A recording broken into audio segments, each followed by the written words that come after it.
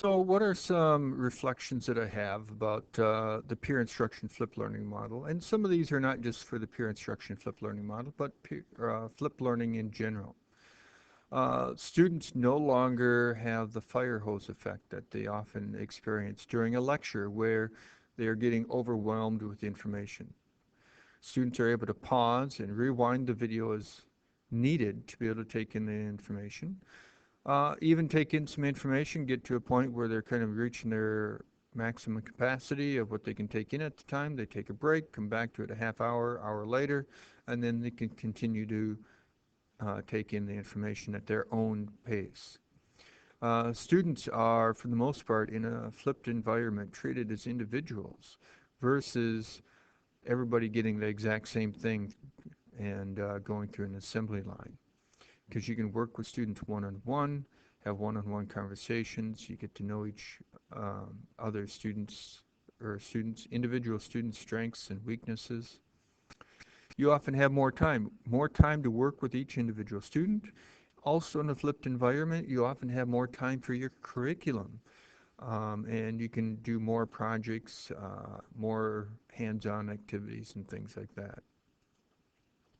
It typically gives you more flexibility. Gives students flexibility not only in their learning because they can kind of learn how and when they want, but it gives you flexibility in your curriculum and pacing of your curriculum and what you can do with your curriculum and topics you can address. And I would say go ahead and listen to your students. Your students are often going to have ideas and ways that you can change and improve what's going on for the classroom and also for your videos. Are some of their suggestions going to be like just give me an A, valid? No, but often they have good points and ways you can improve. So one of the things that I've observed is that it's very important that the teacher is always out and about with the students during their work time.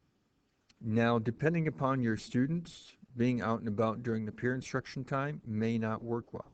I know with my students, if I'm out and about during that peer instruction time, students are looking for me for the answer versus discussing it with their neighbor and getting that good conversation going. However, after the peer instruction time, I always make sure I'm out and about with my students. Now, I'm sometimes asked, what's my classroom look like? Well, a lot of times, students are working in groups, they're actively involved, they're helping each other. I'm walking around, helping them, working with students one-on-one. Sometimes if there are no questions, I'm working with students who I know struggle, but yet don't want to ask questions. So I just sit down right next to them and invade their space and say, hey, what can I help you with? So I would say just go ahead and jump in, try the idea of flipped learning, learn from it. You don't have to be an expert to begin with. Go ahead and try the whole idea, and I think you'll find it beneficial. If you want, you can go ahead and visit my website here, troyfaulkner.com. You can email me at troy.faulkner@flippedlearning.org. Here's a link also to my blog and my Twitter channel. Thank you.